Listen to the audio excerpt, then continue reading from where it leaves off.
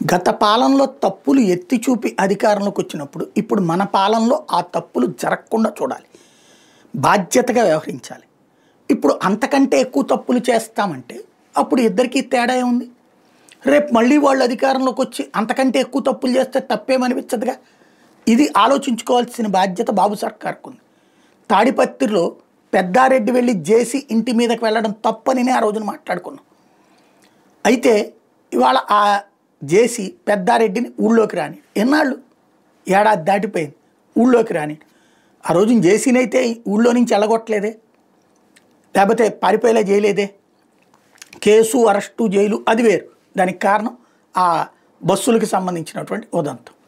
But ఇక్కడ point అలా ఏంటంటే ఇవాళ కూడా పెద్దారెడ్డిని బయటికి రానిలా కోర్టు ఆదేశాలు ఇచ్చినా కూడా భారతదేశ చరిత్రలో ఒక స్థితిమంతుడైన వ్యక్తి, ఒక రాజకీయ సుదీర్ఘ చరిత్ర కలిగినటువంటి వ్యక్తిని తన ఇంటికే రానియకుండా ఇన్ని రోజుల పాటు అడ్డుకున్నటువంటి ఒక నియంతృత్వ చరిత్ర తాడిపత్రికి రికార్డు అవుతుందేమో.